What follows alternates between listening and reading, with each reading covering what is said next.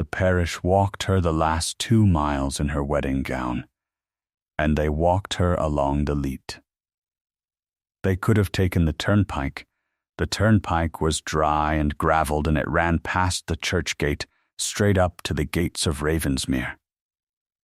Instead, the men of Halewater turned her at the leak gate and put her down the bank onto the old mill-leat path, where 6 winters of black silt had settled a foot deep and never dried, and where the water that had once driven the greatest flax mill in the county now stood in green pools between the stones. Esther Wrenn went down the bank in her mother's ivory gown, and she did not argue. At the gate, Mercy Bardell had come forward out of the crowd with a millwright's apron over her arm. It was tarred leather gone, the color of wet slate, cracked across the bib with a burn hole under the left strap, and 2 initials punched into the waistband by a man who had been dead since May. Esther knew it the way a woman knows her own name spoken in another room. Mercy dropped it over her head and pulled the strings and knotted them twice at the small of her back, tight enough to gather the gown, and she said, quite kindly, "Wear what you are, love. Let him see what he has bought." Nobody laughed. That was the worst of it. 200 people stood in the churchyard of Halewater with their hats off, and nobody laughed, and nobody spoke, and they walked her down into the silt. By the first bridge, her hem had gone black to the ankle. By the second, it had gone black to the knee, and the weight of it dragged her step. And when she put her hand out to the leat chain to steady herself on the slick stones, her palm came away grey with 6 years of grease and rust. She wiped it once on the apron, and after that she did not bother. Somewhere behind her a boy was crying and being hushed. The women walked on the bank above. The men walked in the silt with her, which she understood was meant as an insult, and which she chose privately to take as company. At the last turn the valley opened, and Ravensmere stood at the head of it, honey-coloured in the September light, 40 windows facing down the water. Below it lay 1/2 mile of ruin, the roofless spinning floors of Halewater Mill, the broken head race, the chimney with the top 30 feet gone, and the great wheelhouse squatting over the pit where the water still lay black and level and had lain for 6 years. The Duke of Ravensmere came out onto his own steps to meet her. He came out bare-headed into full sun, and he did not stop at the top where a man might have stood and looked down at her. He came all the way to the gravel and stood at the foot of his steps with the light square on his face, and he let her look. She had been told about the face. Everyone in 3 parishes had been told about the face. She found that the telling had been a kind of lie, because the tellers made it sound like a shadow, a hint, a thing glimpsed and shuddered at, and it was nothing of the sort. It was plain. It began high on the right temple, and came down through the brow and across the cheek, in 3 long ropes of white scar that had been laid open, and healed badly, and healed again, and it took the jaw, and it went under the collar of his shirt, and the right ear was notched clean through like a tally stick. His right hand hung at his side with the last 2 fingers held out stiff and slightly apart, the way a man holds a hand that has forgotten how to close. He wore a navy coat and a white cravat tied high, and against that linen the scarring was as clear as writing. He was 34 years old, and the county had called him a murderer for 6 of them. He looked at the black hem. He looked at the grey hands. He looked longest at the apron, and something went across his face that she could not read and would spend a season learning to read, and then he lifted his head and spoke past her to the 200 people standing in his gravel. "You have delivered her," he said. Go home." They went. It took a long time. They went the way a congregation leaves a graveside, in ones and twos looking back, and Mercy Bardell was the last, and she stood in the gateway a full minute with her chin up before she turned. The dust settled on the drive. A rook went over. Esther Wrenn stood alone in a ruined gown, with a dead man's apron knotted at her back and her husband 4 feet away, not touching her, not offering an arm, not looking away. "Can you build it?" he said. She thought about the 17 sheets in her father's great book that covered Halewater Mill from the pond gate to the tail race, and about the pit wheel with its 144 wooden cogs, and about the fact that she had drawn 11 of those sheets herself, with her father's hand on her shoulder and her father's name at the bottom, because a woman's name was worth nothing on a contract. "Yes," she said. "Then you are welcome here," said the Duke of Ravensmere, "which is more than I can say for myself." And he stood aside from his own door to let her go in first.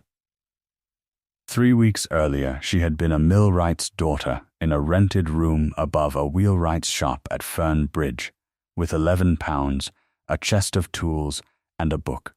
In the strict view of the company of millwrights, the skill had been her father's too, since the company did not recognize the existence of women in the trade, and would not have known what to do with one if it had. Josiah Wrenn had built or rebuilt every wheel on 11 miles of the River Ferne. He had set the gearing of Halewater Mill in the year 4, and he had died in May of a palsy that took his drawing hand 2 years before it took the rest of him.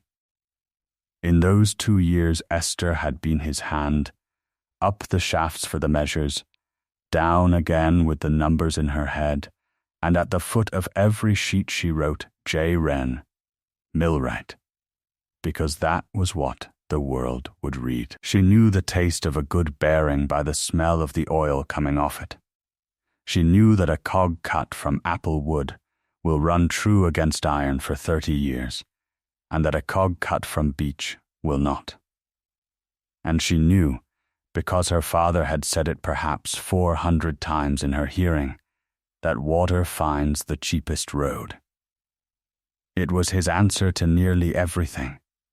Why a leat silted, why a weir failed, why men behaved as they did. Before the night of the water, Halewater had been 340 hands on 6 floors, and a bell that rang at 5:30, and a village of 200 souls with 2 chapels, a school with a slate roof, and a shop that sold sugar. After, it was a roofless carcass and a parish on the rates. The company had gone into chancery inside a year. The school had shut. The young had gone to Manchester and to Leeds, and the ones who stayed had grown old quickly and stayed angry, and the anger had had 6 years to set.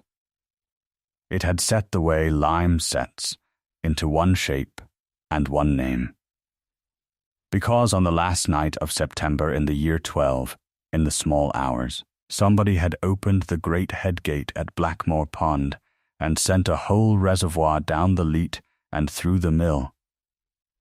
The water took the low shop under the spinning floor.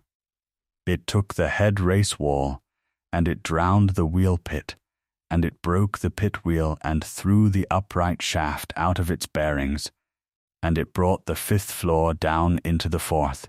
Emmis Fetterplace, night watchman, 68 years old, went back in for the company's cash box and did not come out. Mr. Bardell, overlooker, went up the leat to shut the gate, and was found 2 days later in the meadow below the 3rd bridge. And Edmund Vane, the Duke's own younger brother, 26 years old, who had ridden up to the pond in the middle of that night, for reasons the county considered self-evident, was taken in the gatehouse and drowned there, with his hand still on the frame. 3 dead, a mill ruined, a parish broken, and 1 man alive at the head of the valley, who had been carried down off the mill floor at 4 in the morning with his face opened to the bone, and who had lain 4 months in a fever, and who, when at last he could speak, had been asked at the adjourned inquest whether he had opened the gate at Blackmore Pond, and had answered, "I opened it." That was all. He never said anything else, not at the inquest, not at the Chancery hearing, not once in 6 years to any man, woman, or child in the valley of the Ferne. The verdict came back misadventure, because juries do not hang dukes, and the county wrote its own verdict and never afterwards revised it, that the 7th Duke of Ravensmere had drowned Halewater Mill to break a company he wanted broken, that his brother had died trying to stop him, and that the scars he wore were nothing but what a man gets when he wrestles a flood he started himself. Esther Wrenn had grown up on that story. She had heard it at her father's table.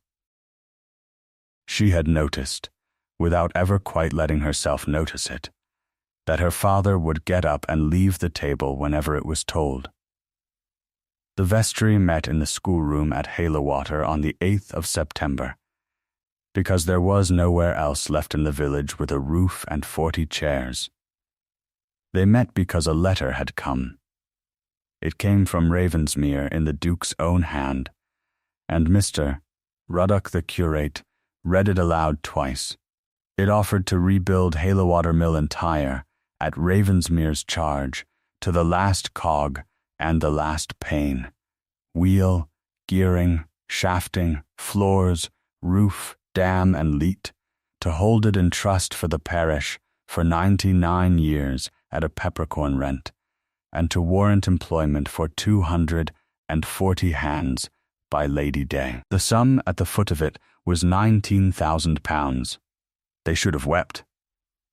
Instead, the schoolroom sat in a silence you could have leaned a ladder against, and then a man at the back said, "Blood money," and half the room said it after him.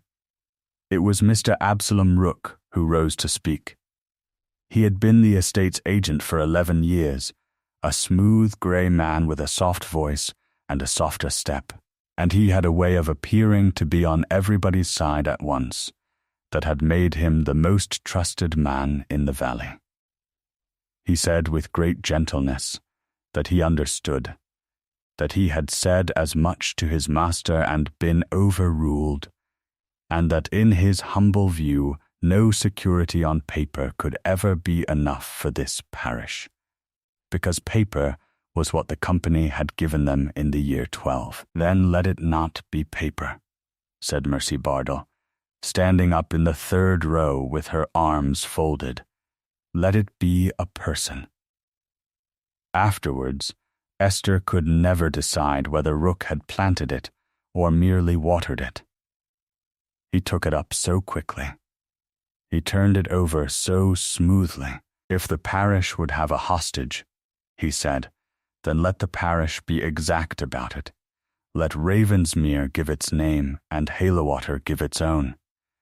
And let the two be tied, so that the work could not be abandoned without the abandoning showing on the family for 100 years. Let the Duke marry Halewater's own. And since such a work must be warranted by a master of the trade, and since no unmarried woman could hold a contract or be admitted to the company, let the woman be the millwright." There was only one millwright left on the Ferne, and she was sitting in the 2nd row with her father's book on her knees. Esther understood. As she sat there with 40 faces turning, exactly what was being done to her, and by whom, and why.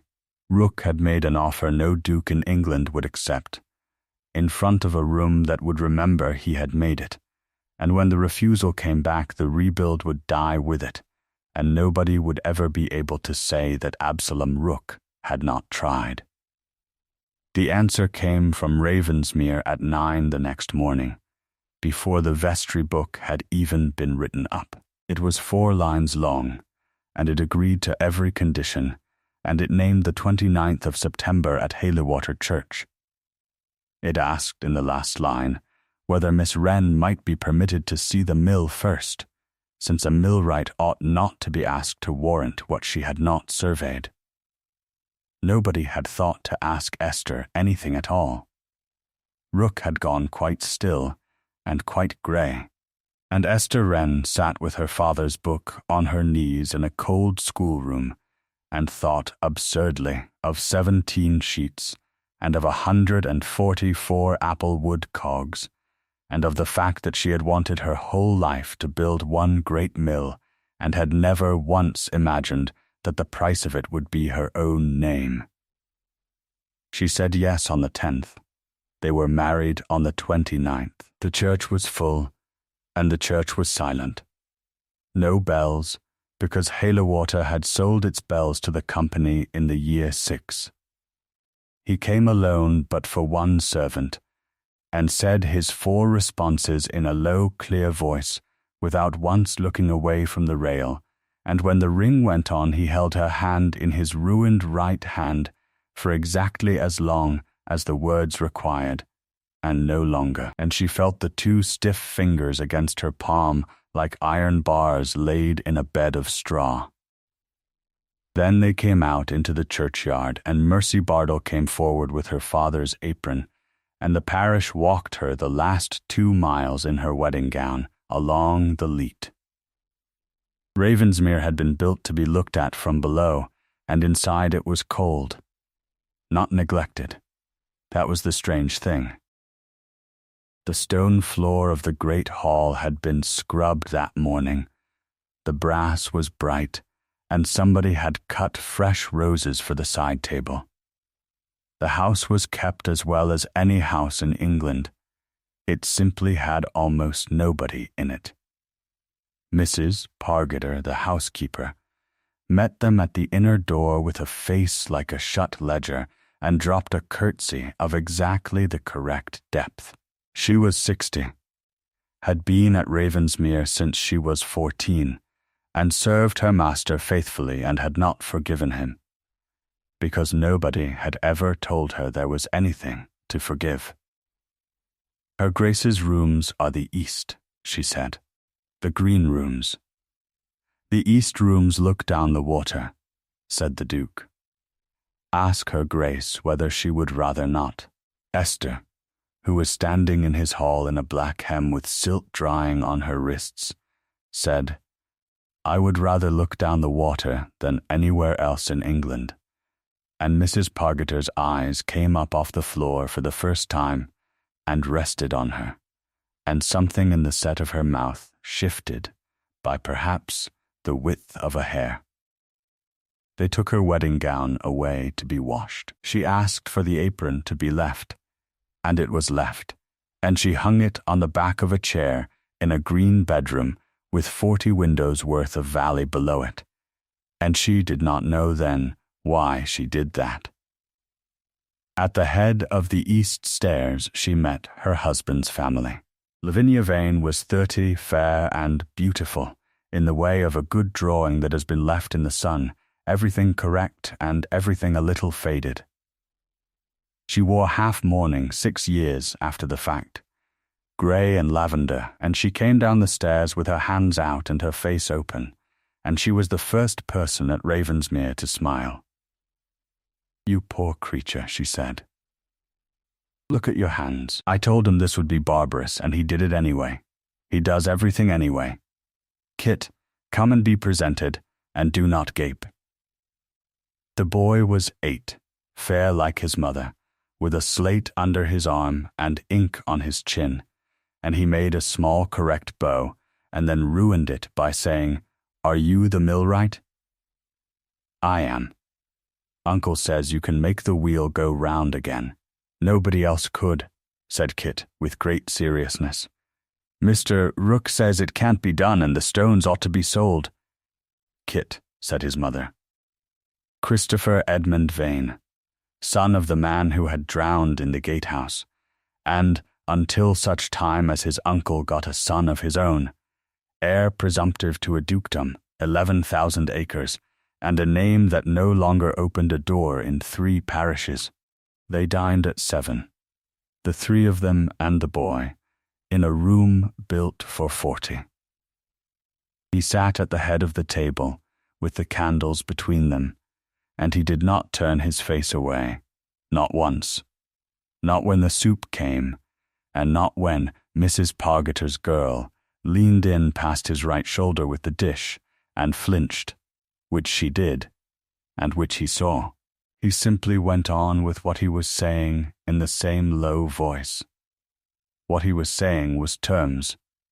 You will want a foreman, a carpenter's gang, a smith and a mason. Rook will tell you the estate cannot spare them. Ignore him and take them.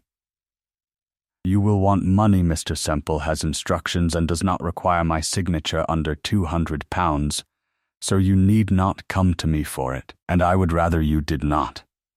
You will want the 17 sheets in your father's book, and I will pay you for the use of them at whatever a Manchester engineer would charge, which is more than you will think to ask for.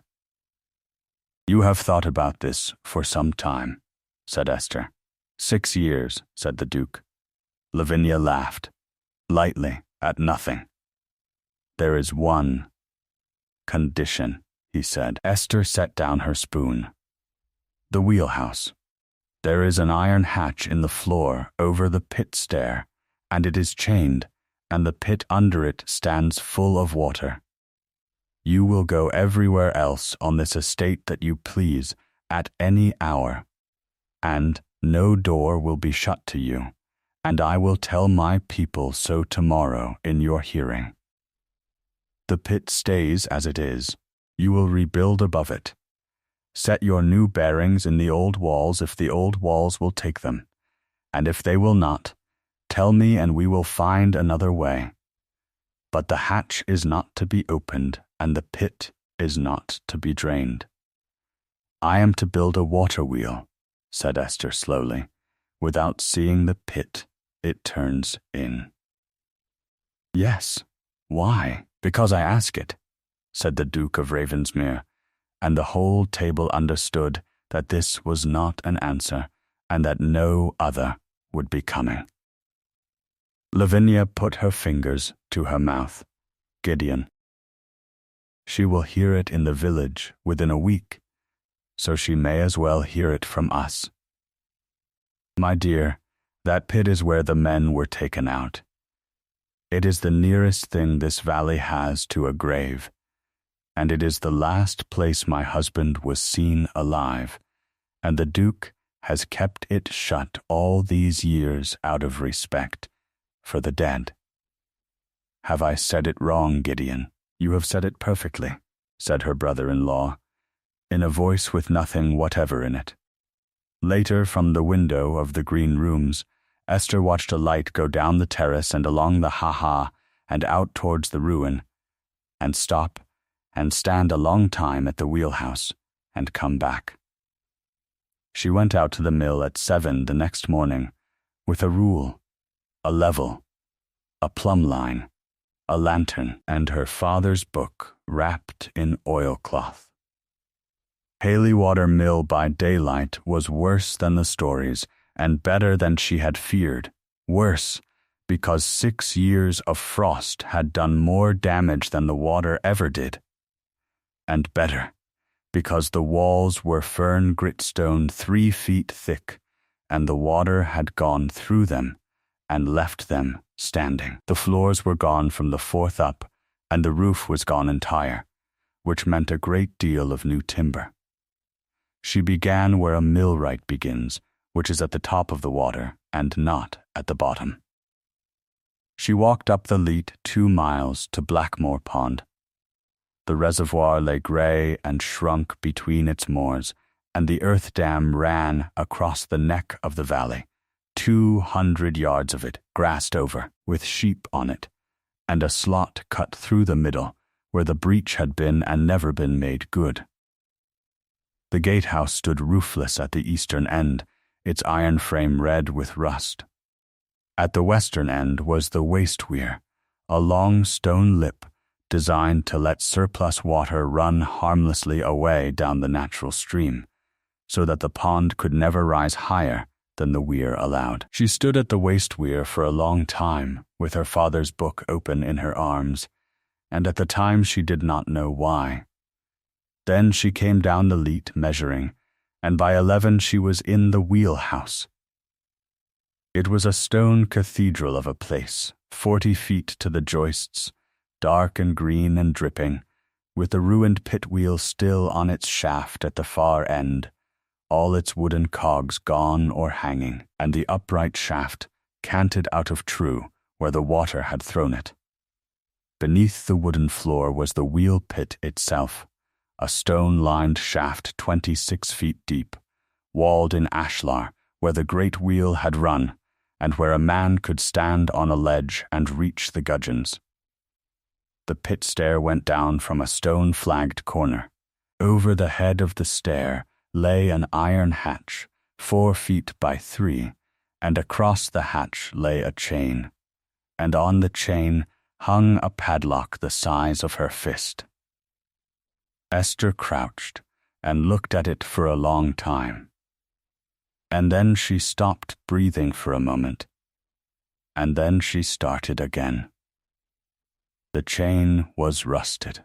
6 years of weather in a wet stone building had scabbed it orange and swollen the links until they sat hard against one another, all of them but one. One link, at the near end where the chain lay across the hatch's lifting ring, was polished bright, not clean, bright, worn silver on both bearing faces, the way iron goes when it is lifted and set down and lifted again, week after week after week, by the same hand, in the same place. She looked at the padlock. The shackle had a ring of clean metal at the point where it entered the body. The keyhole was oiled. She put her ear near the hatch and listened, and beneath the iron she could hear water. Not lapping. Not the slap of standing water in a stone shaft on a still day. A thin, steady, continuous draw, like a cup filling somewhere very slowly, which meant that the water in that supposedly sealed and abandoned pit was moving. Esther Wrenn stood up and dusted her hands on her knees and walked out into the yard and stood in the sun and looked up at the honey-colored house at the head of the valley. Water finds the cheapest road, her father said in his voice, in her head. She wrote nothing about the chain in her survey book. She could not have said, that morning, why not? The work was to begin on the 6th of October. On the 6th of October, 11 men came. She had sent for 60. She had had the terms cried at Ferne Bridge Market and read out in all 3 chapels. 2 shillings the day for labourers, 3 and 6 for carpenters. Work through the winter, no man turned off before Lady Day. In a parish that had been 6 years on the rates those were not wages, they were a rope thrown to a drowning man. 11 came. 3 of them were over 60, and 2 were boys. They stood in the mill yard with their hats in their hands and would not look at her. And at last old Ned Copley, who had been dam keeper at Blackmore for 30 years before the year 12, and now lived in the almshouse and could not see past a yard, said what the rest had come to say. "It's not thee, missus. Tha knows it's not thee." "I know it is not me," said Esther. "They'll not take his money out of his hand. They'd sooner clem. They are clemming." "Aye," said Ned Copley. "They are that." She thought about it for one whole day, and then she did the only thing she could think of, which was to go to the tail race and start work with the 11, in the wet, shifting stone, and to be seen doing it, and to go on being seen doing it, in her father's apron, for 11 days. On the 12th day, 4 more came. On the 15th, 9. By the end of the month she had 41 men, and had learned the names of all of them, and had learned also that not one of them would walk with her past the wheelhouse door, and that they went round the outside of the building in the rain rather than through it. The last to come was the ostler from the Ravensmere stables, and he came on his own time in the evening, and stood in the doorway with his cap in his fist. He was 19 or 20. He was made crooked. The right shoulder rode 2 inches higher than the left. The collarbone had knitted in a lump you could see through his shirt, and a white seam came up out of his collar and stopped under his ear. He handled horses beautifully. Everyone in the valley said so, and everyone in the valley said the other thing too, in the same breath, and it had been said so often for so long that it had stopped being a story and become simply a fact of the parish, like the height of the church tower. "Tom Salter," he said. "I can carry. I'm stronger nor I look. I know your name," said Esther. "Aye," said Tom Salter. "Most folk does." And he looked past her, down the length of the wheelhouse floor to the iron hatch in the corner, and he did not come in. "Mr. Rook asked for the honor of an hour with Her Grace on the 2nd Tuesday, to go through the estimates, and stayed 3. He was very good. She would grant him that, ever afterwards. He agreed with everything she wanted and produced.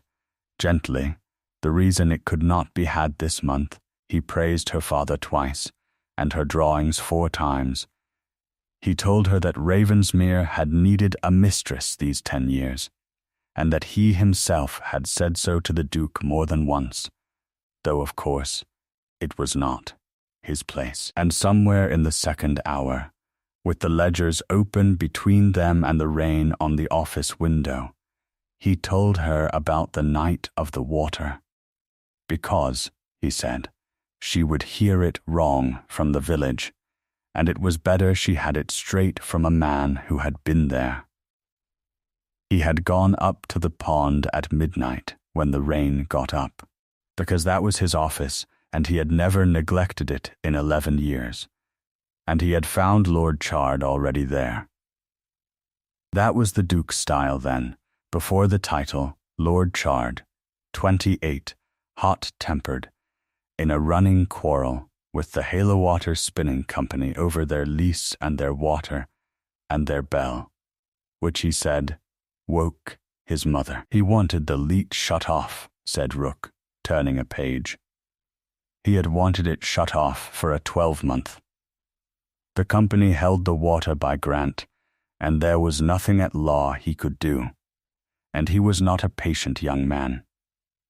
That night the pond stood high, and the company had a full night shift under the floor, and Lord Chard put his hand to the head gate.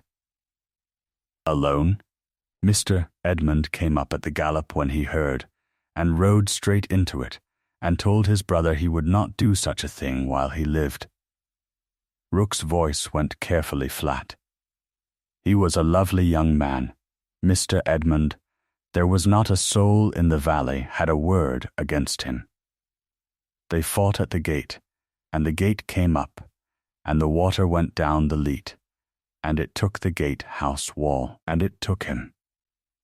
And the mill? His lordship went down after it.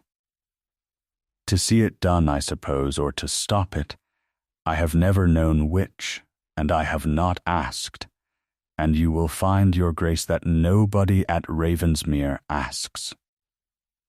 He blotted a figure. He got some of the hands out. I will say that in any company. He got a good many of the hands out.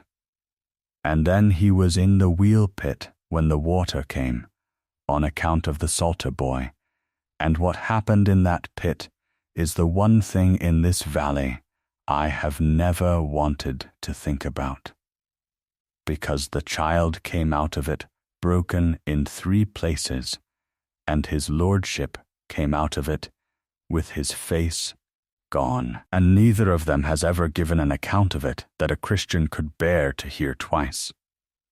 What account has Tom Salter given? None worth the name. He was 11 and he was a fortnight insensible. He has only ever said the one thing. Rook closed the ledger and looked up, and his eyes were kind. He says a hand came out of the dark and took hold of him. Esther said nothing at all. I have never repeated that, outside this room, said Mr. Rook, and I would take it very kindly if it went no further, because I am fond of the boy, and I have kept him in a place these 6 years, and I would not have him tormented with it. It was a dreadful night. Everybody in it did dreadful things. That is the whole of the truth, and I am glad you have it. And now, if you will look at the schedule for the timber, we can talk about something that has a bottom to it. She looked at the schedule for the timber.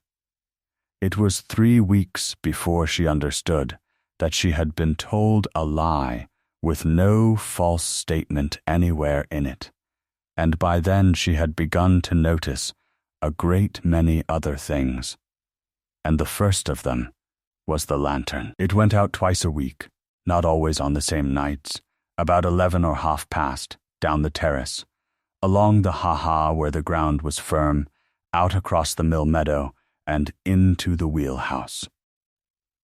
She timed it 11 times before she could stop herself, sitting in the dark of the green rooms in her shawl with the window open. And the average was 55 minutes. Nobody at Ravensmere spoke of it. She tested that once, mildly, with Mrs. Pargeter, saying that she thought she had seen a light out at the mill in the night, and Mrs. Pargeter said that there were poachers on the water and always had been, in the flat voice of a woman handing over a coin she has kept in her pocket for years for exactly that purpose. And once, in the first week of November, coming back late herself from the tail race with a lantern of her own, Esther met him on the terrace steps. He had a canvas satchel over his shoulder, his boots and his hair were wet, and there was rust on his left hand and on the cuff of his coat, and he did not attempt to account for any of it. He stood aside on the step to let her by, and said, "Good night, madam," and she said, "Good night," and went past him with her heart going like a loom, and neither of them said one word about where either of them had been. She began to work in the old drawing office, because there was nowhere else to spread 17 sheets. It was a long, low room in the north wing with a 12-foot table and 8 windows, and it had not been used in 6 years. Mrs. Pargeter had it swept. The maids brought a stove.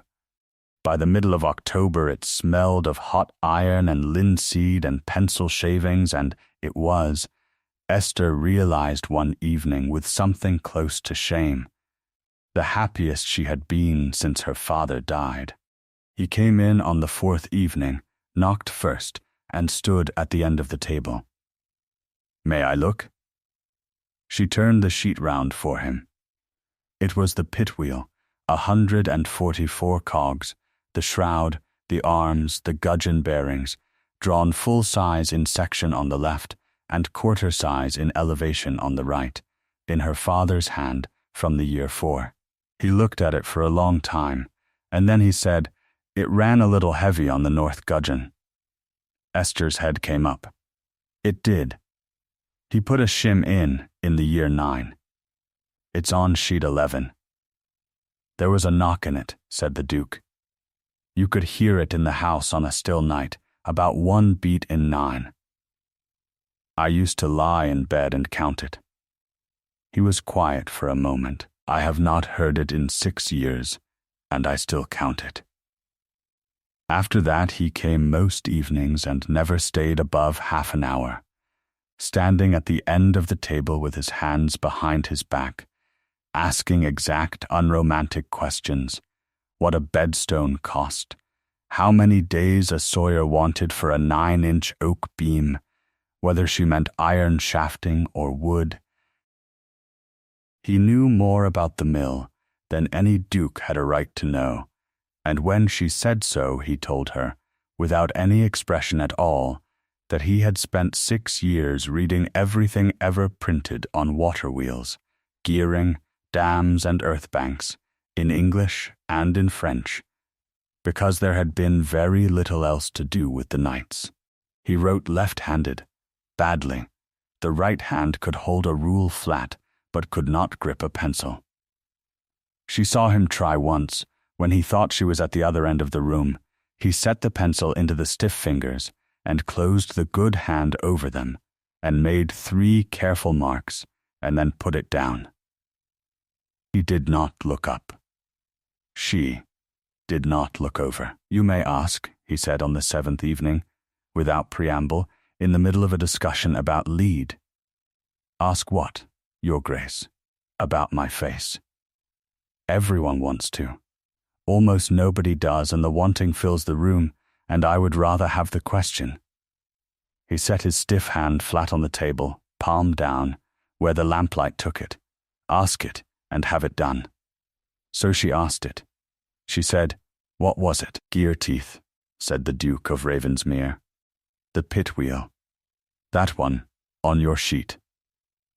It was turning, and I put a pinch bar into the cogs to stop it.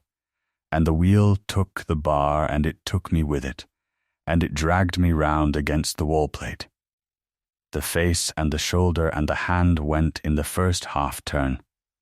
The rest was the water. "Why did you want it stopped?" He looked at her steadily for about 3 seconds, and it was the only time she ever saw him consider a lie. "Because it was going," he said, "and it should not have been going." And he wished her good night and went out, and she sat in the drawing office with her hands flat on the sheet for a quarter of an hour without moving. The great book had 17 sheets on Halewater and 4 on Blackmore Pond, and the 4th of the Blackmore sheets was wrong. She had known it was odd for years without ever knowing it was wrong. It was the waste weir, the long stone lip at the western end of the dam that let surplus water off, harmlessly, down the old stream bed. Her father had drawn it in the year 4, a section and a plan, with the sill set at a level marked in his firm early hand, sill 4ft, 6 in, below crest of bank. And then, in a corner of the same sheet, in a different ink and a much later, shakier hand, he had written a second line and boxed it round twice. A.S. built, 1811, sill raised 3ft, 0 in. That was all. No note, no explanation, no name. A weir sill raised 3 feet meant a pond that stood 3 feet higher, and a bank left with 1.5 foot of freeboard where the design had given it 4.5. And any millwright in England could have told you what that meant on a wet night. Nothing at all, for years, and then everything at once. She had asked him about it in the last winter, when he could still talk. She had put the sheet on the bed and said, "Father, who raised the Blackmore weir?" And Josiah Wrenn had looked at it for a while and then turned his face to the wall and said, in a perfectly steady voice, "Put it away. Lass, it is not our business now." He had not been a coward in anything else in his life. She had thought at the time that it was the illness. She had put the sheet away. Now she sat in the drawing office at Ravensmere, with a stove ticking behind her and 8 black windows in front of her, and she read the boxed line 4 times, and could not make it mean anything except what it plainly said, and could not make what it plainly said fit anywhere at all into the story the whole county knew. Because if the pond had stood 3 feet too high in September of the year 12, then the man who opened the headgate that night had not been drowning a mill. He had been emptying a bomb. She did not take the sheet to him.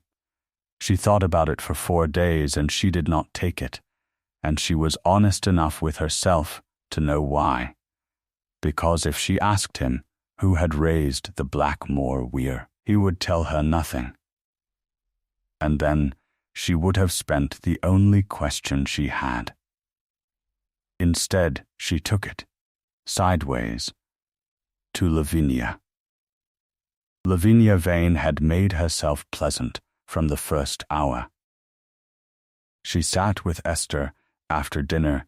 She lent her a shawl and then gave it to her, she said, more than once and always lightly, that she was the only creature in the house who would tell Esther the truth. And Esther had begun to notice that people who say that generally mean it, and generally in a particular direction. "The weir," said Lavinia. She was doing a very slow piece of whitework by the fire, and she did not look up. "My dear, I know a mill from a church only because one has a wheel. Ask Rook. He keeps the books and he shows everybody everything. It is his little vice." She laid down her needle. "Esther, may I say something unforgivable?" "You may say it. I do not promise to forgive it. You are turning into one of them." She said it very gently. "They are all like it, in this house, sooner or later. 6 years I have watched them. They cannot leave it alone. They dig at that night the way a child digs at a scab, and there is nothing under it but a bad man doing a bad thing on a wet night, and every time somebody digs, my son hears about it." Her voice did not rise at all. "Kit is 8. He has been told at the village school, by children, that his uncle drowned 3 men. He has been told by his own nurse that his father died a hero, which is the only thing in this business that has ever done him any good. I would take it very kindly if you would let the water lie.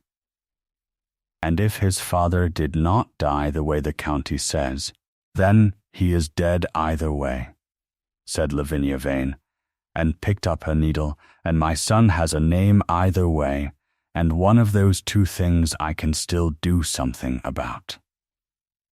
It was, Esther thought afterwards, the most honest thing anyone at Ravensmere said to her that autumn, and she did not understand until March how much it had cost the woman to say it. On the 30th of September, the anniversary, the parish put flowers on 3 graves and stones through the Ravensmere carriage. The Duke never went to the village, but he sent the carriage down with Mrs. Pargeter and 2 hampers for the almshouse, as he had every year for 6 years, and on the bridge at Halewater somebody put a piece of coping stone through the near window, and the glass went over Mrs. Pargeter's lap and cut her hand. Esther heard about it at 4 in the afternoon and walked down. She found 40 people in the road outside the Bluebell and Mercy Bardell in the middle of them, and she stood in front of Mercy Bardell in her father's apron with her hair coming down and said, "Whoever threw it, come out." Nobody came out. "Then hear me," said Esther Wrenn, "because I will only say it once, and I will say it standing in the same mud you are standing in. I am building that mill. Not him. Me. When it turns, it will turn because a Halewater man cut the cogs, and a Halewater man set the stone, and your children will get their bread out of a wheel their own fathers made. You may hate the man who is paying for it until the day you die, and I will not say a word to you against that. But if you break it before it stands, you will not have hurt him. He does not eat out of that mill. You do. There was a long silence in the road. "Whose apron is that?" said Mercy Bartle. "You know whose it is. You tied it on me." "Aye, I did." Mercy's chin came up. "Josiah Wrenn set that wheel, and Josiah Wrenn signed the paper on that dam, and my husband went up that leat because Josiah Wrenn told him the bank was sound." Her voice cracked straight across the middle of it. "So you wear it, love. You wear it every day. You've as much right to it as I have to my black." Esther walked back up the valley in the dark with her ears roaring, and she did not tell anyone at the house what had been said, and she took the apron off in the drawing office and hung it on the back of the door and stood looking at it for a long time. Josiah Wrenn signed the paper on that dam. There was a hand clough in the tail race, and it was oiled.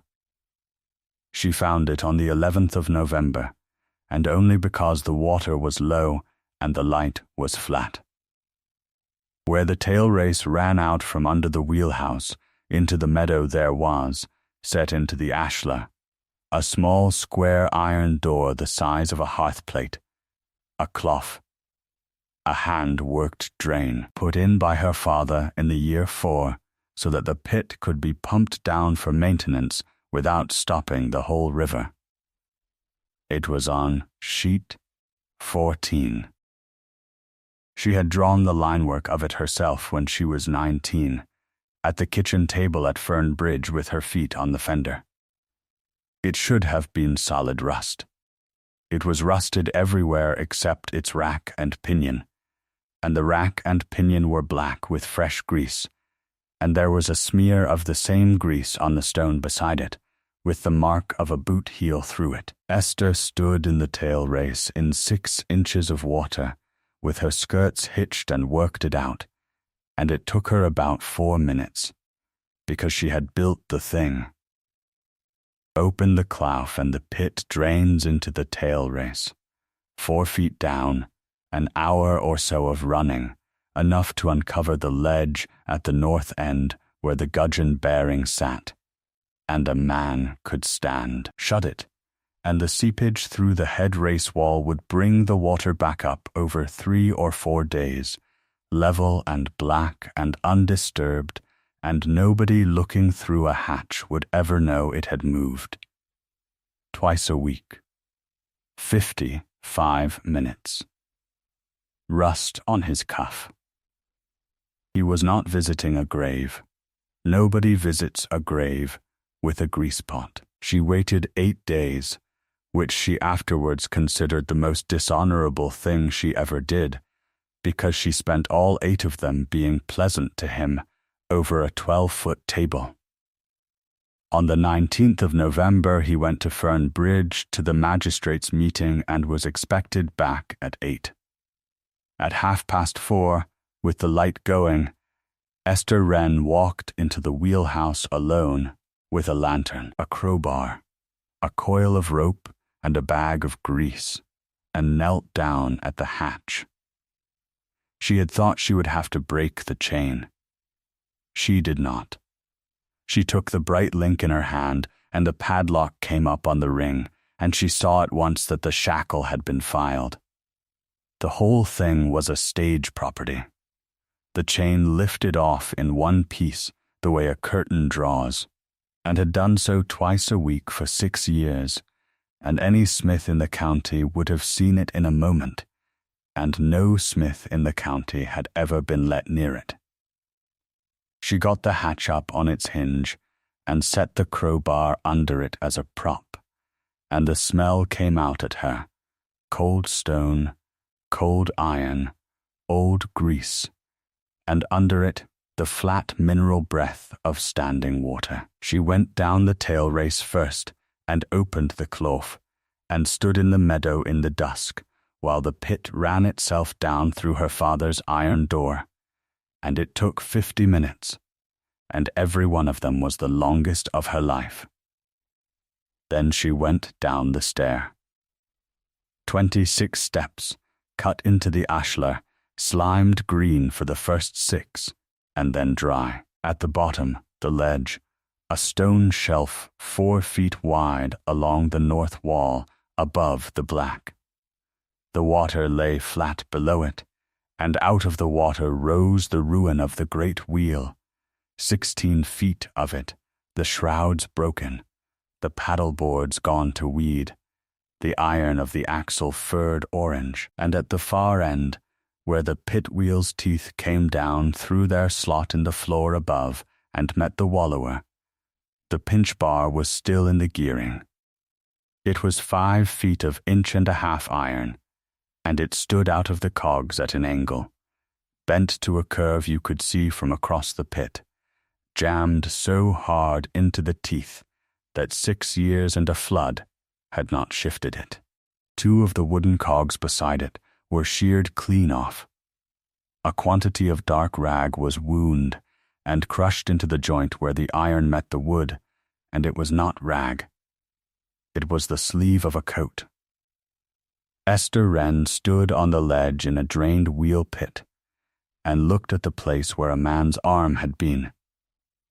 The ring bolt was 10 feet along the ledge, set into the wall at chest height, and wired to it with a double turn of copper wire was a japanned tin box, black, the size of a family Bible, with a hasp and no lock.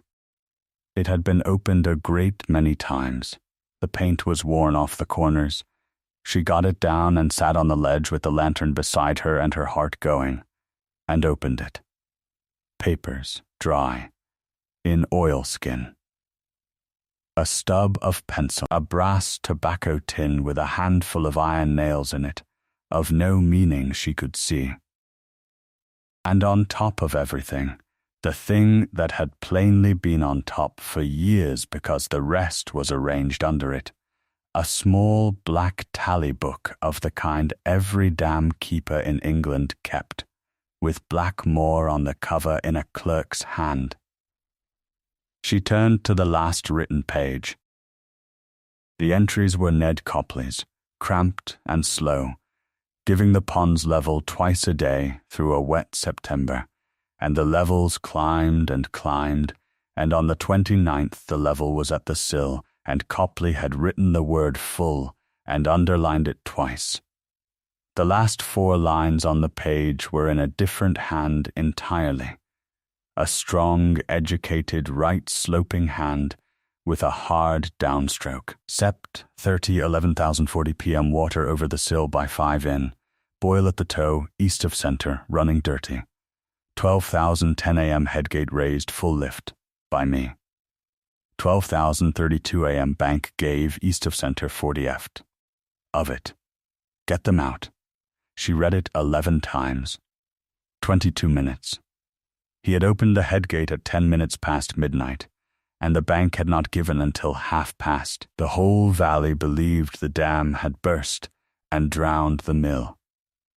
It had not. The mill had been drowned first, by a man with his hand on the winch, 22 minutes before there was any breach in the bank at all, and he had stood there and written the times down. She sat with the book open on her knees, and she did not cry. And underneath the tally book was a folded letter with a Lincoln's Inn seal, addressed to the Lord Chard, and dated the 9th of September in the year 3 weeks before. She read that too. My lord, I have considered the case you put to me, and I am sorry to give an opinion so far against your wishes. The nuisance you complain of is upon land held by the company under their grant of 1804, and, however dangerous you conceive it to be, no action lies at your suit. You have no standing while the water does no harm.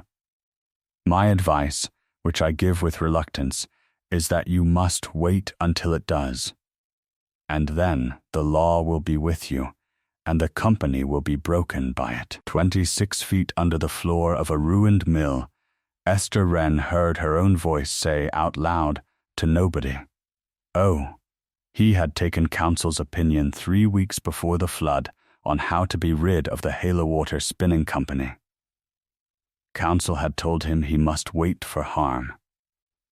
3 weeks later, at 10 minutes past midnight, he had put his own hand to the head gate and made the harm himself, and written down the time to the minute, and then let a valley bury 3 men and blame a dead brother, and kept the paper that proved it wired to a ring bolt under 20 feet of water for 6 years.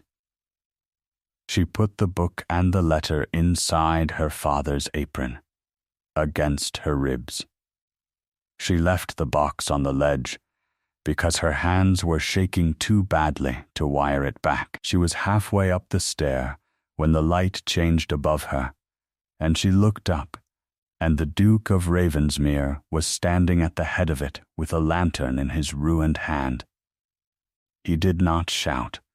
She had braced herself the whole way up the stair for shouting, and there was none.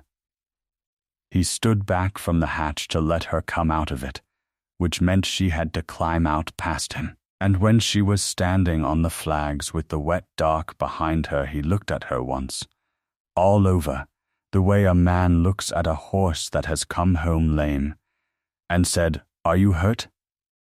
"No. You left the cloth open. It will be running into the tail race all night, and there is a fall of stone at the elbow that will not stand it. I will shut it. I have your tally book," said Esther, "and the letter from your lawyer." "I know," said the Duke. "They are the only 2 things in that box worth taking." She got them out from against her ribs, and her hands were black and the pages were damp at the corner, and she held them up between them in the lantern light because she could not, at that moment, have held anything else. 12 minutes past midnight, she said. "You opened the gate at 10 minutes past. The bank did not give until past. You had the times. You wrote them down yourself. Yes, the county thinks the dam burst and the flood took the mill. Yes, it is not true." "No," said the Duke of Ravensmere, "it is not true. I opened that gate with my own hands, and it was open before there was 1 yard of breach in that bank, and if I had not opened it, Halewater Mill would be standing today."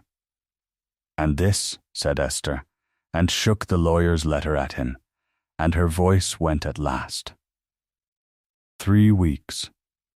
3 weeks before, you asked a man in London how to be rid of the Halewater Company, and he wrote back that you must wait until harm was done. And you waited 19 days, and then you did the harm.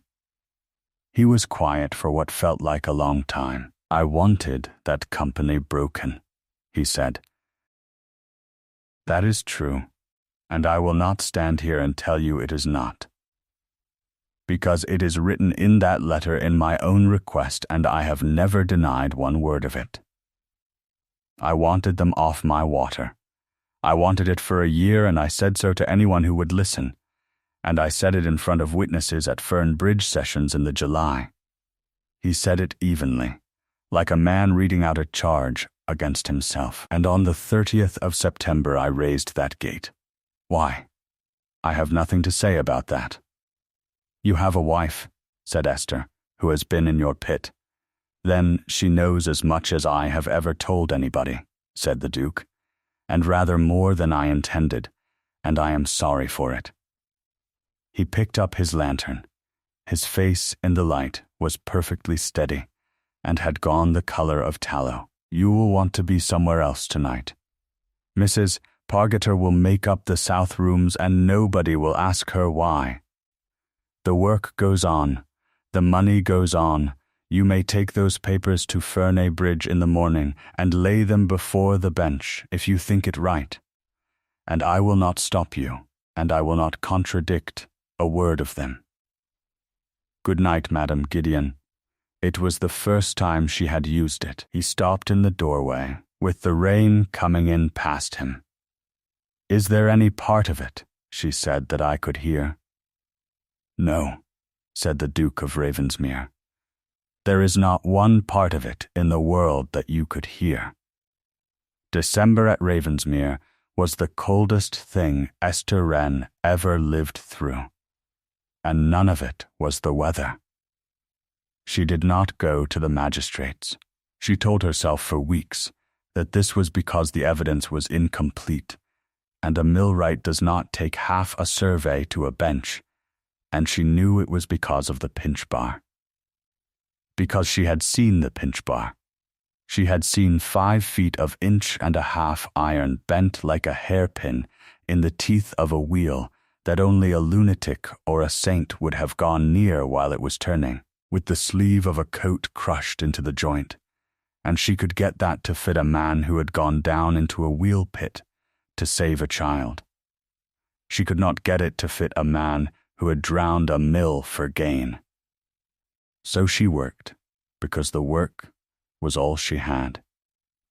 They got the roof timbers up in the first week of December in a hard frost, 41 men and a boy going up the scaffold like starlings, and she stood in the yard in her father's apron and called the pieces by name, and on the 9th she signed a certificate for £280 in her own name, and Mr. Semple paid it without a word. And she went and stood behind the stair tower where nobody could see her, and put her forehead against the cold gritstone for a minute. She dined with him every day. That was the worst of it. Neither of them ever once thought of not dining. He was exactly as he had been, courteous, exact, interested in the timber. He never asked what she had done with the papers, and he never came again to the drawing office in the evening. The lantern stopped going down to the mill. She watched for it every night out of habit, and it never came, and she understood, with a coldness in her stomach, why she had left the hatch open. There was nothing to keep now.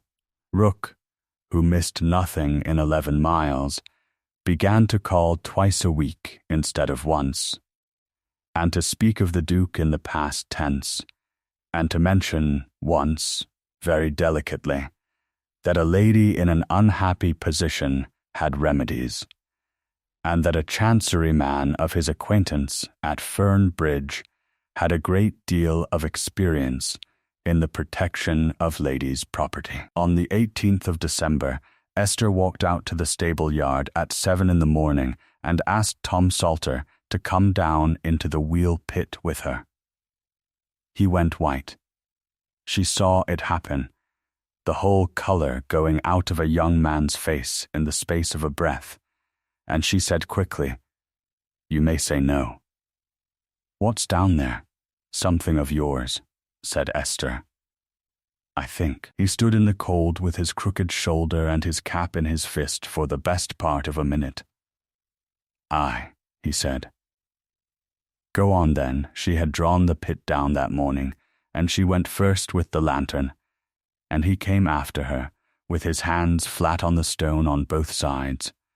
And when he got to the bottom of the 26 steps, he stopped on the last one, and would not put his foot on the ledge. She held the lantern up at the far end, where the teeth of the pit wheel came down through their slot, and where the pinch bar stood out of the cogs bent double, with the crushed black sleeve wound into the joint. Tom Salter looked at it. He looked at it for a long time, and his breathing changed, and then he said, in a voice that had gone about 8 years younger, "It come down past my head." "What did?" "The bar." His hand came up and made a shape in the air, and it was the shape of a man swinging something two-handed and overhand into a gap. "I were greasing the wallower. I weren't meant to be down, mister. Nesbit sent me down, because the wheel were going and it wouldn't stop, and I had my jacket ripped off the ladder into the teeth, and it took me by the arm, and it were pulling me in." He was crying, and did not seem to be aware of it. "And there were a man in the pit, and he had a bar, and he come past me and he put it in, and the wheel took the bar, and it took him, and it went round with him on it. It went round with him on it, Mrs. Tom, "And it stopped," said Tom Salter. "It stopped. And I were still in the teeth, and my shoulder were gone, and I couldn't get my arm, and he come back. He put his own hand flat on his chest. He come back and put his arm across me here, and he pulled me out of the cogs, and his hand were wrong. His hand were all wrong, and he shoved me at the ladder, and he said, 'Get up, get up, get up.' The pit was entirely silent except for the water somewhere below them. They told me all my life he pulled me in," said Tom Salter. "Mr. Rook told me. He told me when I were 12, in the stable, and he told me again when I were 14, and he told me when they took the tithe, and he's told me twice a year every year since, that his lordship took hold of me and put me in the gear, and I never remembered it, and he said it were a mercy I never remembered it, and I've had a place and a bed and £30 a year off Ravensmere ever since, and it made me want to be sick every quarter day." He looked up at her out of a wet, ruined face. "Missus," he said, "who does a man tell?" She went back into the pit alone at 4 o'clock that afternoon with a pair of pincers, and cut the copper wire, and brought the japanned box up the stair entire. She did it in the drawing office, with the door locked and the stove out, sitting in her coat, and she went through it the way she would go through a survey. Everything out, everything laid in order on the 12-foot table, nothing skipped, because it looked dull. Under the tally book and the lawyer's letter there was an oilskin packet, tied with tape, and in the oilskin there were 3 things. The first was a bundle of 11 letters in a fine loose hand, tied with the same tape. They were from Mr. Edmund Vane to Mr. Absalom Rook, and they covered the 2 years from the spring of the year 10 to the summer of the year 12. And the earliest of them was almost pleasant. The second was a folded account from Kelsall and Son, quarrymasters of Ferne Bridge, receipted and stamped, for the purchase and carting away of 4,200 tons of dressed gritstone from the outer face of the Blackmore Bank, delivered to the Ferne and Dowsett Turnpike Trust across 19 months, at 11 shillings the ton, paid to the order of E. Vane, Esq. The third was a certificate, on a printed form, dated the 4th of June in the year 11, certifying the alteration of the waste weir at Blackmore Pond, and the raising of the sill by 3 feet, and warranting the bank sound and sufficient for the increased head. It was signed at the foot, in a hand she had known all her life, and had copied out of love 10,000 times, J. Wrenn, millwright. She laid all of it out on the 12-foot table in the order it had happened, and sent Mrs. Pargeter to ask the Duke whether he would come to the drawing office. And Mrs. Pargeter came back and said he was already on the stairs. He read the length of the table without touching anything, and when he came to the certificate at the far end he stopped, and put one finger on its edge, and turned it a quarter-inch square to the table, which was the only thing she ever saw him do that was not deliberate. "Now," said Esther Wrenn, "you will tell me, because it is no longer only yours." And he told her. Josiah Wrenn had ridden up to Ravensmere at 9 o'clock on the night of the 30th of September in the year 12, in the rain, in his working coat, and had stood in the hall dripping and said, "My lord, they have taken the stone off the front of Blackmore Bank, and I signed a paper saying that bank would hold 3 foot more water, and it will not hold it tonight." They rode up together. Ned Copley had the lantern on the toe of the bank, and there was a boil there the size of a dinner plate. Water coming through the body of the dam and running dirty, which is the one sight in the world that tells a man an earth bank has begun to eat itself. Above them the pond stood over the sill by 5 inches and rising. Below them in the dark, in a line down the valley, were 11 cottages, 2 chapels, the school, the Blue Bell and the mill, and in the mill that night 68 hands on the night shift, 19 of them children under 13 in the low shop under the spinning floor. There were 2 things I could do, said the Duke. I could leave it, and the bank would go whole, all 200 yards of it, and the wave would be 12 feet at the mill and 8 in the village street at 1 in the morning, with everybody in their beds. Or I could take the head off it down the leat, through the mill, which is a stone channel built to carry water, and the only made thing in the valley that could take it, that would drop the pond 4 feet in half an hour. It would also take the low shop, the head race and the wheel, and it would finish the company, and every man in 3 parishes would know within a week that I had wanted the company finished since the summer. So you cleared the mill first. I tried to.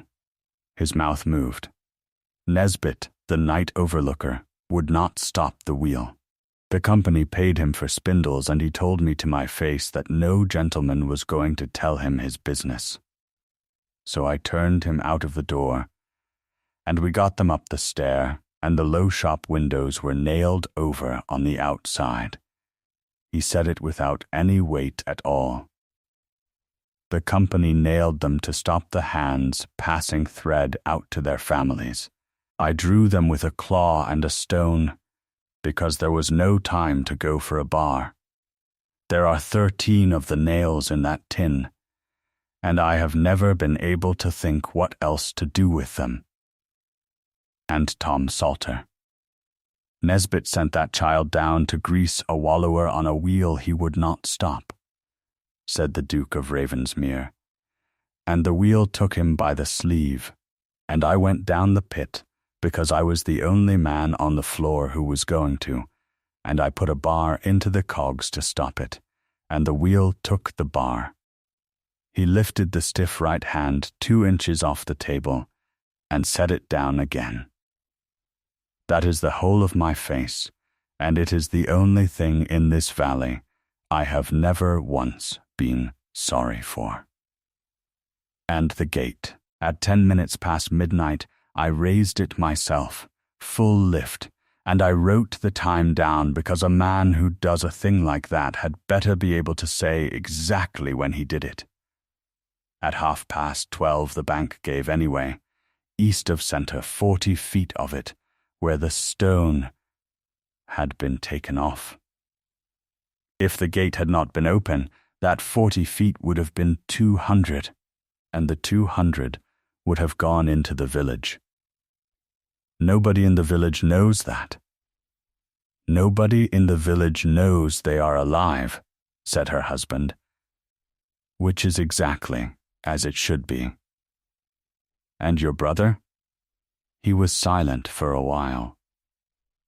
Edmund came up at midnight and went into the gatehouse to wind the gate shut again, he said. He had 4,000 tons of my father's dam, sold to a turnpike trust, and a certificate in his pocket got out of a good man, with the promise of a contract, and if that mill had stood in the morning, nobody would ever have looked at the bank. He was 26. He was not wicked. He was frightened, and he did the frightened thing, and the breach came down the leat while he was doing it, and took the gatehouse wall. He drew a breath. They found him at 4 with his hand on the frame, and the whole county decided in a morning that he had died trying to stop his brother, and by the time I could speak they had cut it in stone in the chancel. Esther sat down slowly on the corner of the table. 6 years, she said. You could have ended it in a sentence, any day, for 6 years. With what? Said the Duke. With those. He nodded at the papers. Say it out loud for me. Say what it costs. That is Kelsall's receipt for the theft of a dam by a dead man. It hangs a boy of 8 with his own father's name for the rest of his life, and his mother with him. That is a certificate for a bank that killed 3 people, signed by the millwright who rode up in the rain to warn me and gave me every minute I had. Produce it, and Josiah Wrenn goes to the assizes and is ruined or transported. And he has a daughter. And that, he said, is a letter from my own counsel telling me that I could not touch the company until harm was done, dated 19 days before I did the harm, and it will be read out in every newspaper in England in exactly the way you read it in the pit. I was wrong in the pit. You were not, he said. You were quick. 12 jurymen would have been quicker, so you let them build a monster out of you, said Esther, to keep a child's name clean, and my father out of the dock, and you have paid the widows and the boys' wages out of your own pocket for 6 years, and let them call it conscience money. It is conscience money, said the Duke of Ravensmere. I have simply never been able to make them understand whose. Sir Rowland Peverell of Ferne Bridge, chairman of the bench, was 71, deaf in one ear, and had known the Duke's father. Esther went to him on the 28th of December with the box, and stayed 4 hours, and came away with something no court in England could have given her, a viewing. The bench would sit at Halewater Mill on the 2nd of February, in public, before the parish, with the wheel pit drained, and Sir Rowland would take evidence there like a coroner over a body, because the pit, he said dryly, was the only witness in the case that had never told a lie. The notice was cried at Fernbridge Market on the 2nd of January. Mr. Absalom Rook read it on the wall of the Corn Exchange. On the night of the 11th, in a hard frost, with a full pond behind a new gate she had hung herself in November, somebody went up to Blackmore and raised the head gate 3 feet and left it. Esther was in the pit. She had been there since 3 that afternoon, cutting the beds for the new gudgeons by lamplight, because the frost had stopped the masons above ground, and she could not sit still. And the first thing she knew of it was the sound, a low, soft, gathering hiss on the other side of 2 feet of stone. The sound of a channel filling that has been dry for 6 years. Then Tom Salter was screaming her name down the pit stair, and then the light of him was gone because he had run for the cloth, and then the water came over the headrace lip in a smooth green rope and hit the pit floor 12 feet from where she stood. She got 4 steps up. The rope of water turned to a wall and took her legs and put her against the ashlar, and her lamp went out. What she remembered afterwards was not the cold and not the dark. It was a hand closing on her forearm out of the black, a hand with 2 fingers that would not bend, so that it took her not with a grip but with a hook, and held, and did not let go while the water went over both of them, and a voice against her ear saying, "Get up, get up, get up, get up." The north wall held. She had underpinned it in November, because the survey said it wanted it, and afterwards Sir Rowland observed to the bench that the accused had been undone by nothing so much as good workmanship. They got out through the hatch at 10 minutes to 9 with Tom Salter hauling on the rope, and the pit filled to within 4 feet of the floor, exactly as it had stood for 6 years, and the pinch bar stayed where it was, because there was nothing in the valley that could move it.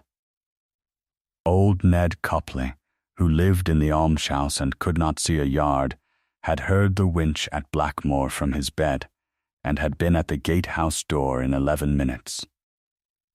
"I've listened to that Paul 30 year," he said in evidence, on the 2nd of February, in front of 200 people. It's a double click going up and a single coming down. I couldn't see who had a hold of it, but I said, "Who's there?" And a voice says, "Go home, Copley, you old fool."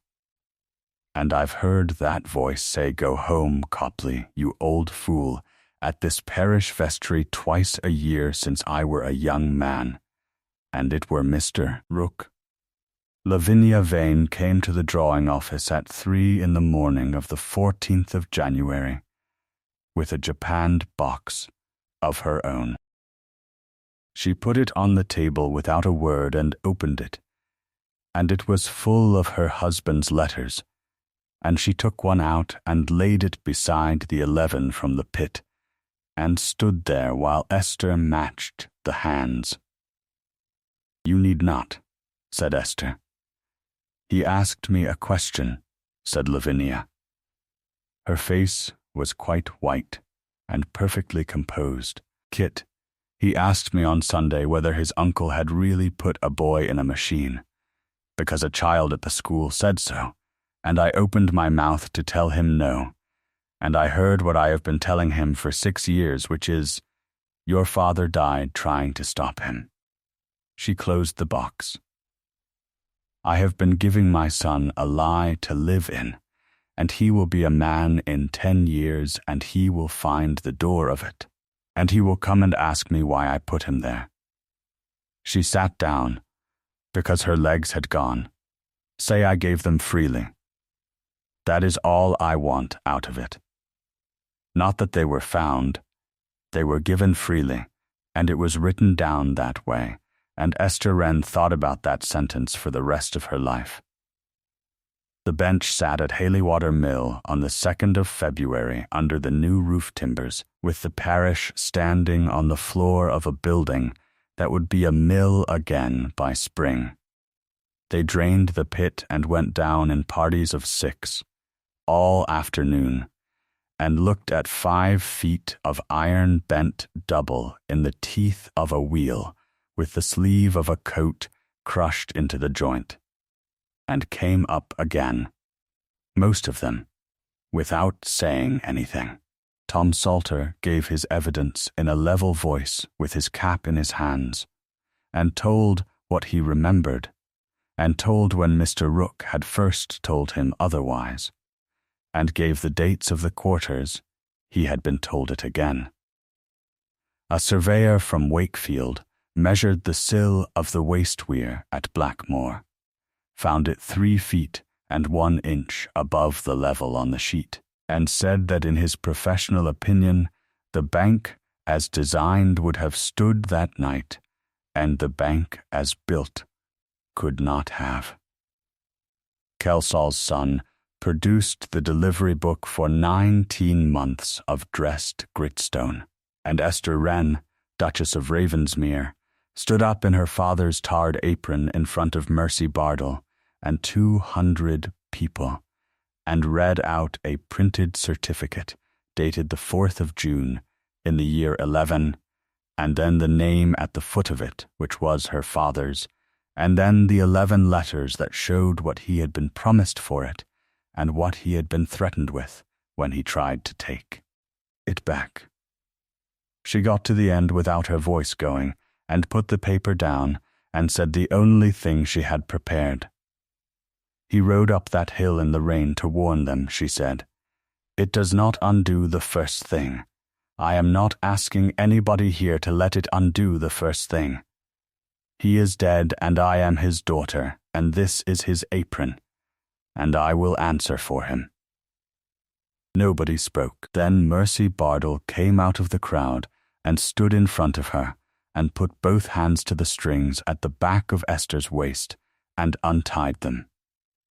"Not for that," said Mercy. "Give it here. You'll have it back when the wheel goes." Absalom Rook was committed for trial at York on the 11th of March upon 4 charges, and the parish walked home in the dark, and nobody threw anything at anybody. The wheel went on Lady Day. They had it in by the middle of March, 16 feet of it, new oak on the old iron axle, and the 144 cogs cut from apple wood off the Ravensmere orchards by a Halewater man named Ferne, who was the drowned watchman's grandson. 240 hands were on the books by the 24th. The school reopened the same week with a new slate roof, and Kit Vane, who had asked to go to it, sat in the third row. At noon on the 25th of March, in front of the whole valley, Mercy Bardell tied the apron back on the Duchess of Ravensmere, twice, at the small of her back, as tight as she had tied it in the churchyard, and did not say anything, and did not need to. Esther drew the sluice herself. The water came down the head race in a green rope, and the wheel took it and stood a moment, and then began, and the shafting picked it up floor by floor through the building, with a sound like a house waking, and 200 people made a noise that went all the way to the top of the moor. And in the 9th beat, there was a knock in the north gudgeon. She heard it, and turned round, and found her husband standing beside her in the noise, with his whole scarred face lifted and full sun on it, counting, the way he had counted lying in the dark for 6 years. And when he got to 9, he laughed out loud once, like a man who has dropped something, and looked at her. Esther Wrenn took his ruined right hand in both of hers, and closed the 2 stiff fingers down, and held them closed, and kept them. Water finds the cheapest road, her father used to say.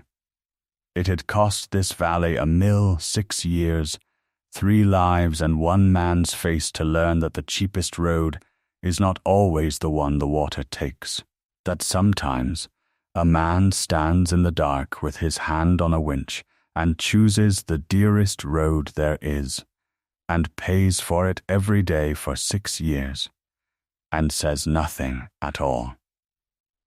The wheel turned all that summer. It is turning yet.